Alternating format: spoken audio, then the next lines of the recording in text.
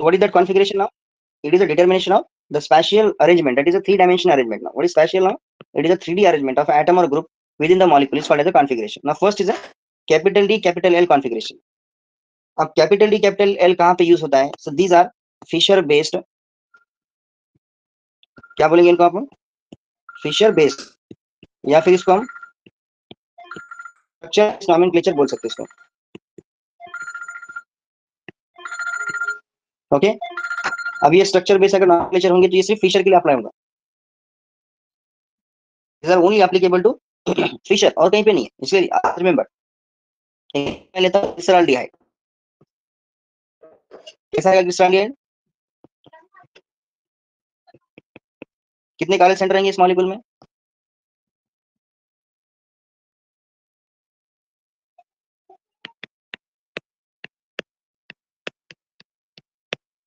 कितने रहेंगे काले सेंटर? नो, हाउ मेनी काले सेंटर आर देयर? एक सर, एक ही काले सेंटर इस मॉलिक्यूल जो मैंने स्टार किया हुआ है, कहीं आपको ज्यादा मेहनत भी नहीं करनी उसको.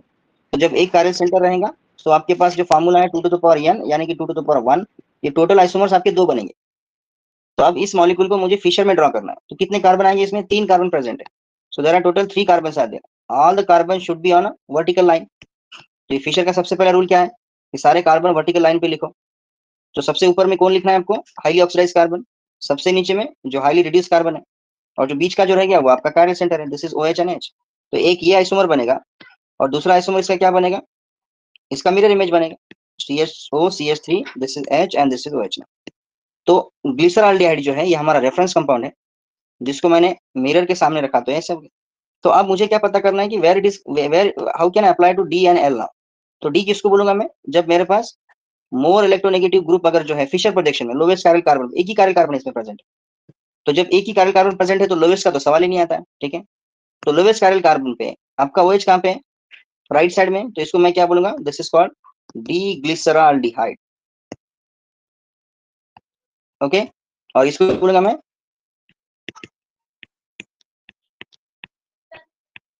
Like this one. तो दैट स्टैंड फॉर डी और एल क्या है? ये कॉन्फ़िगरेशन है. कैपिटल डी कैपिटल क्या है? These are the configurations. और कॉन्फ़िगरेशन किसके बेस? जब आपका इलेक्ट्रोनेगेटिव ग्रुप और एटम जो राइट साइड में होगा, कौन होगा? Electronegative group atom. और एल उसको बोला जाता है जब वो कहां पे रहेगा? Like this. so that's why this called as a structure based analogy. तो अगर आप ग्लूकोज का भी स्ट्रक्चर निकाल सकते हैं. तो सिंपल सी बात है कि जो फिशर प्रोजेक्शन बहुत जरूरी है यहाँ पे. फिशर प्रोजेक्शन में ये सब चीजें आपको निकालनी होंगी. You can take the example of tartaric acid also. चलिए, draw the possible structures and give the names to that compound. फटाफट करो एकदम. पॉसिबल सब निकालो और उसको नाम दे दो. आएगा करते हैं. How many chiral centre in this molecule? n is equal to 2, then 2 to the power 2 हो गया. आपका कितने बनेंगे? 4 आइसोमर्स. 4 isomers are possible. सबका फिशर बनाओ और फिशर बनाने के बाद उसको DL नॉमेनक्लेचर कर दो. ठीक है, तो लड़का बनेगा यहाँ पे. कार्बोहाइड्रेट की बात कर रहा हूँ मैं. कार्बोहाइड्रेट. सो एग्जांपल मैं लेता हूँ ग्लूकोज. तो जो मेरे पास एक मोस्ट स्टेबल फॉर्म है मैं वही ड्रॉ करूंगा. टोटल कैरल सेंटर इसमें होते हैं 4. Highly oxidised carbon is CHO. Highly reduced is what? CH2OH. और कैसे इसको डिसाइड करना है? OH OH H OH. हो गया. ओके, सो OH OH H OH. अब ऑब्वियसली बात है कि डी ग्लूकोज ही होगा ये, क्योंकि लोएस्ट कैरल कार्बन पे OH आपका कहाँ पे है? राइट साइड में. तो इसको मैं डी ग्लूकोज बोलूंगा. उसी तरह से आप फ्रुक्टोज का निकालो, because glucose fructose are isomer. दोनों का मॉलिक्यूलर फार्मूला सेम है, C6H12O6. चलिए फ्रुक्टोज बनाइए आप. उसको भी बताओ डी है कि एल है. Next we have amino acids are there now. Amino acids. Amino acids में भी आप कई सारे एग्जांपल ले सकते हैं. यहाँ पे मैं एलानिन का स्ट्रक्चर निकालूंगा. Will take the structure of alanine. कितने कैरल सेंटर आएंगे यहाँ पे? CH3. यहाँ पे आ गया COH और यहाँ पे आ गया CH3. अब रहा तुम्हारा बीच का. यहाँ पे आ गया तुम्हारा NH2. इधर से भी आ गया NH2. इधर H है और इधर H. So this is what D alanine, और ये क्या हो जाएगा ऐसा।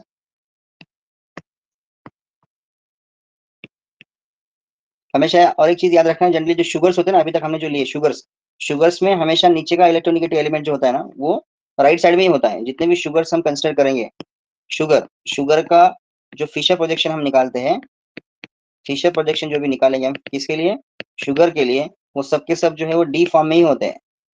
और जो अमीनो एसिड हम निकालते हैं, अमीनो एसिड्स किसके किसके इसमें, फिशर प्रोजेक्शन में, they are generally what the L form. मतलब एल एल मतलब क्या हो गया, कौन सा ज्यादा स्टेबल रहेगा फिर अमीनो एसिड में, in amino acid your L form is more stable. तो इसलिए इसको लिखा जाता है कि sugars are D, amino acids are L, D for sugar and L for amino acid. In most of the cases, okay, capital D, capital L with small n and small d now. So can you draw the isomers of bromopropionic acid? ब्रोमोप्रोपियोनिक,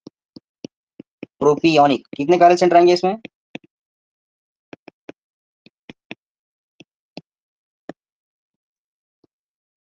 How many chiral centers are in a bromo?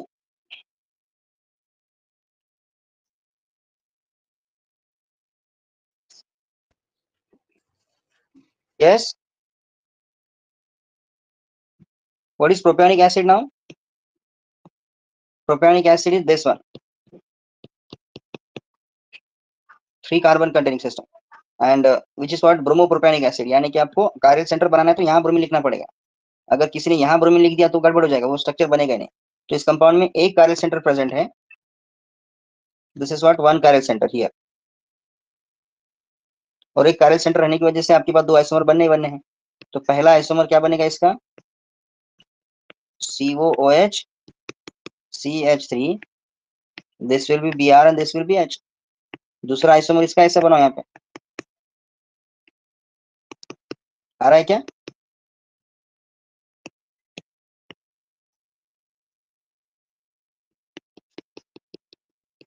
क्या नाम रहेगा इसका?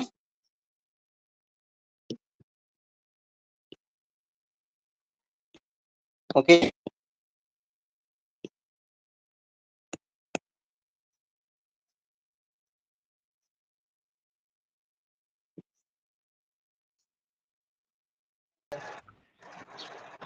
so that means if the question is there, the capital D and capital L now. Suppose capital D and capital L.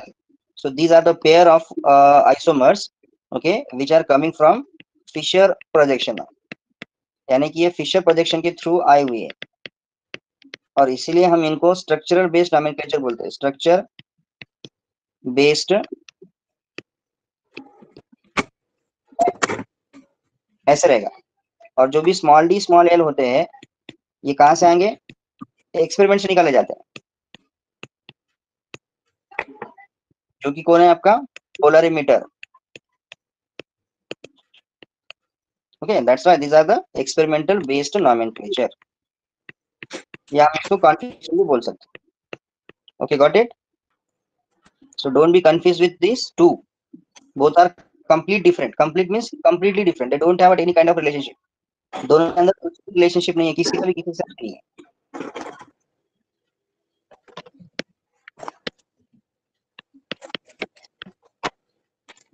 Next to that, the configurations like RS. We'll discuss the next one is the RS configuration. What is RS configuration now? So basically ये जो type का जो configuration है सिर्फ कार्य centre पे apply किया जाता है। So here configuration is applied to all sp3 hybridized, all sp3 hybridized chiral center। कहाँ पे इसको यूज करना है, RS नोमेनक्लेचर को कहाँ पे यूज करना होता है, जहाँ पे आपका sp3 hybridized chiral center होगा। And that rule is also be called as a CIP rule. What is that CIP rule now? That is called Kahn, Ingold and Prelog।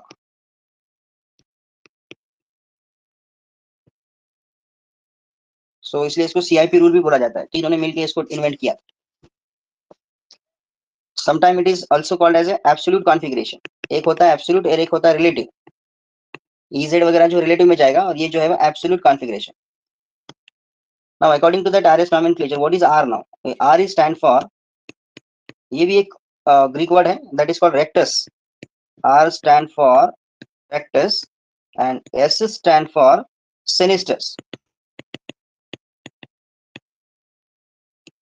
Here, that rectus in Greek letter that is called as a clockwise, while sinister is nothing but the anti-clockwise. So these are the word. तो rectus का मतलब क्या होगा? Clockwise rotation. और ये क्या हो जाएगा?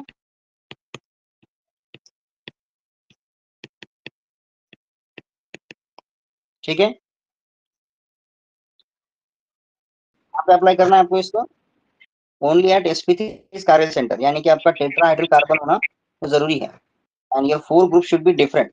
This is A, this is B, this is C and this D। इसको बोलते हैं sp3 हाइब्रिडाइज्ड कायरल सेंटर। तो हम क्या बोलेंगे? sp3 hybridised chiral centre. ठीक है, now there are rules particularly to assign. कैसे इसको हम नॉमेनक्लेचर करेंगे ये पहले हमको देखना है पहले। तो सबसे पहले क्या करना होता है, what are the rules are there to predict R और S नाउ। जितने भी चार आपके पास, सेलेक्ट द कायरल कार्बन। सबसे पहले क्या करना है आपको? सबसे पहले क्या करना था? Select chiral carbon. जो भी कायरल कार्बन है आपका sp3 वो आपने सेलेक्ट कर लिया। Look at the 4 different substituents now. चार अलग अलग आपके पास क्या है? सब्स्टिट्यूएंट रहेंगे। अब आपको चार अलग अलग सब्स्टिट्यूएंट है तो फिर कुछ ना कुछ तो डिफरेंस होगा। So now assign the, next rule क्या है आपका? Assign the number, assign the numbers for atom और ग्रुप। किसके ऊपर के? कायरल सेंटर के ऊपर। At chiral centre, at what? The chiral centre. Based on, किसके बेस पे? एटॉमिक नंबर,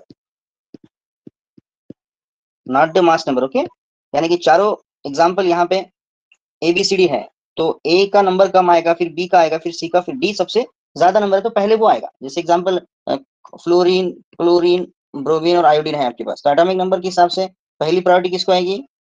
इसको आएगी, दूसरी इसको, और चौथी इसको। यानी कि जो भी चार आपके सब्स्टिट्यूएंट रहेंगे उसको आपको असाइन करना है on the base of their atomic number. ठीक है, थर्ड नंबर का रूल जो है वो क्या बताता है? अगर एटॉमिक नंबर सेम है तो फिर क्या करना है? तो we have to go to the next atom to that particularly. जो भी एटम रहेगा, जैसे CH3 CH2 CH3 है, फिर आपको नेक्स्ट एटम में जाना पड़ेगा। सो नेक्स्ट रूल क्या रहेगा आपका? If your atomic number is same, if your atomic number is same then select the next atom।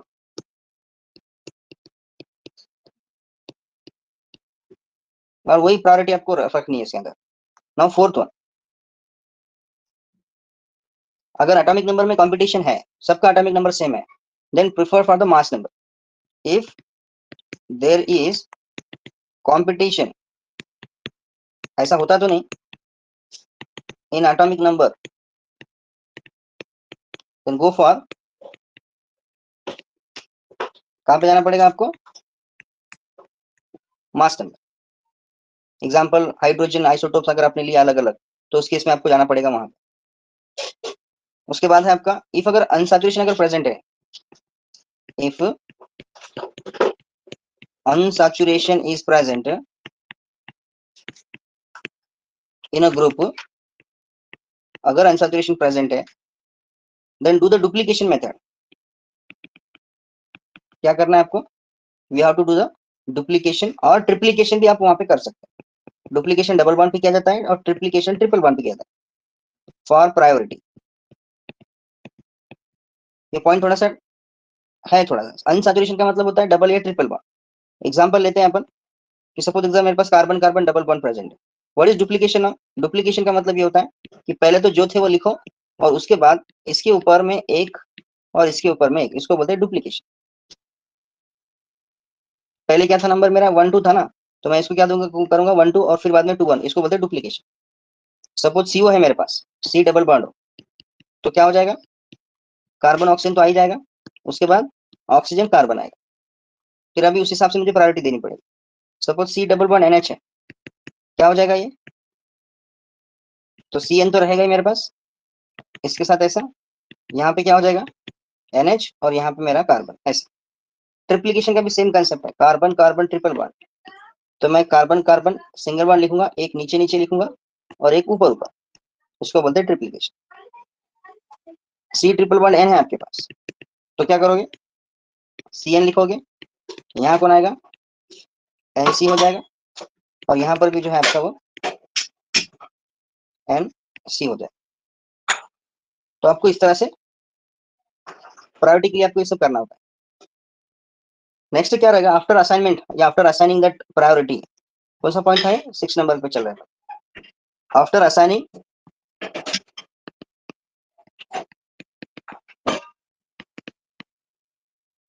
Number to atom और group,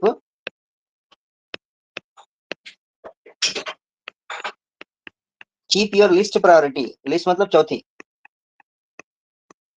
keep your list priority atom और group, कहां पे रखना है आपको इसको, must be away from observer, away from observer, यानी कि आपकी चौथी प्रायोरिटी हमेशा जो है वो कहां पे होनी चाहिए, अवे फ्रॉम द ऑब्जर्वर ही होनी चाहिए, नहीं तो पूरी गड़बड़ जाती है। ठीक है, नेक्स्ट क्या है आपका, सी the rotation, C the rotation. 1 के बाद क्या करना है आपको 2, 2 के बाद देखना है आपको 3। If it is a clockwise then we can call as a R. If 1 2 3 जो है आपका वो कैसा है, एंटी क्लॉकवाइज है, तो हो जाएगा एस। तो ये एक सिंपल सिंपल रूल है आपके पास। लेकिन प्रॉब्लम क्या होती है कि इफ योर फोर्थ प्रायोरिटी यानी कि जो लिस्ट प्रायोरिटी जो है is above the plane, then by default क्या करना पड़ेगा आपको, your R becomes S and S becomes a are.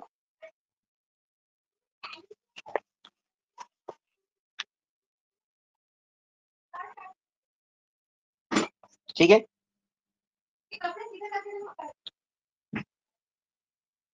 एक लास्ट आपका बाकी है कि Fischer projection is completely different. On Fischer projection जितने भी आप निकालते हैं सब उल्टे हो जाते हैं इसके अंदर, बिकॉज ऑन फिशर प्रोजेक्शन मतलब क्या होता है कि यहाँ पे जो हम ऐसा लिखते हैं ना ये, तो इसका मतलब क्या होता है, ये अवे फ्रॉम द ऑब्जर्वर होते हैं, जो वर्टिकल पे रहेगा ये कहाँ पे, अवे फ्रॉम द ऑब्जर्वर है, और जो हॉरिजॉन्टल पे रहेगा वो कहाँ पे रहता है, near to observer, this is not near, और ये क्या हो जाएगा अवे। तो फिशर प्रोजेक्शन पे बाय डिफॉल्ट आपको कुछ भी कर लो, आर का एस करना है और एस का आपको आर करना है। सो जो भी फिशर प्रोजेक्शन आप ड्रॉ करोगे ना, तो फिशर प्रोजेक्शन में क्या होता है कि जब हम प्रायोरिटी 1 2 3 4 लगाते हैं ना, तो हमेशा आपकी चौथी प्रायोरिटी हॉरिजॉन्टल पे ही आती है।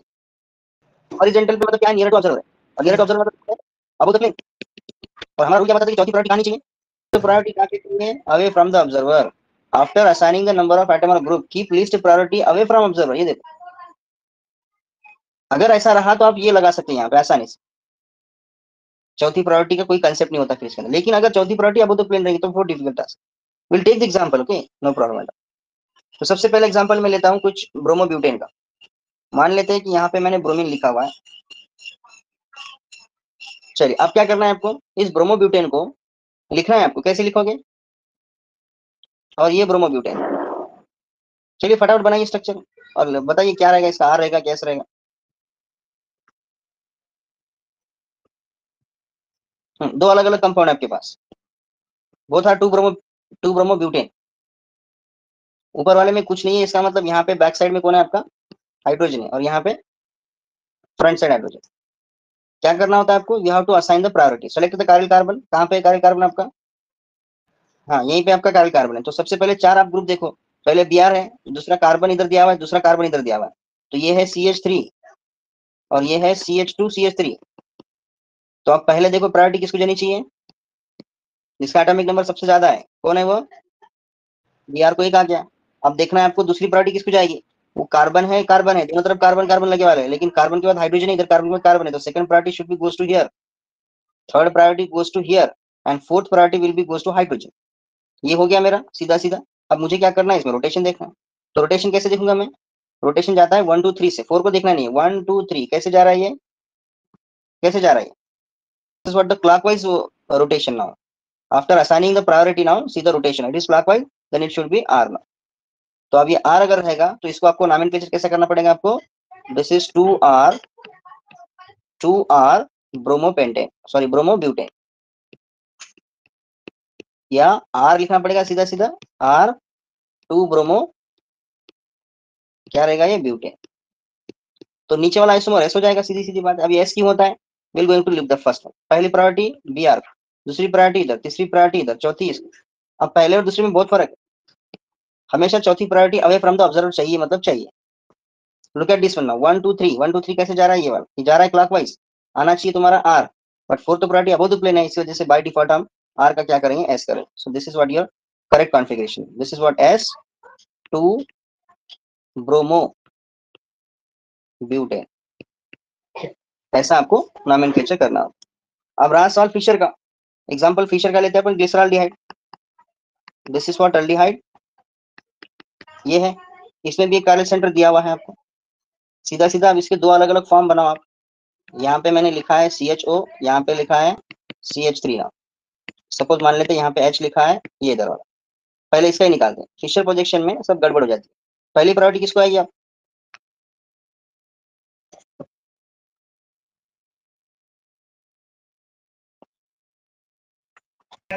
OH, so higher priority will be what, oxygen, so OH will be the first one।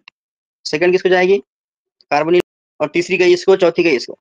Now after assigning the priority C the rotation, 1 2 3 कैसे जाता है ये, 1 2 एंड 3, बराबर है। तो ये कैसे जा रहा है, तो एंटी क्लॉकवाइज में ऐसा आना चाहिए, यस लास्ट प्रायोरिटी वो हॉरिजॉन्टल पे है, और हॉरिजॉन्टल पे मतलब near to observer, so that's why by default आपको एस का क्या करना पड़ेगा, आर करना पड़ेगा। ठीक है, फिशर में से उल्टा हो जाता है, तो फिशर में चाहे कुछ भी कर लो, आपको सबके सब चेंज करने हैं। तो this molecule now, 1 will be here, 2 will be here, 3 will be here, 4 will be here, look at the, ऐसे जाएगा ये clockwise, it should be R, and your last priority is above the plane, this one, fourth one, that's why by default we have to convert into the S, okay।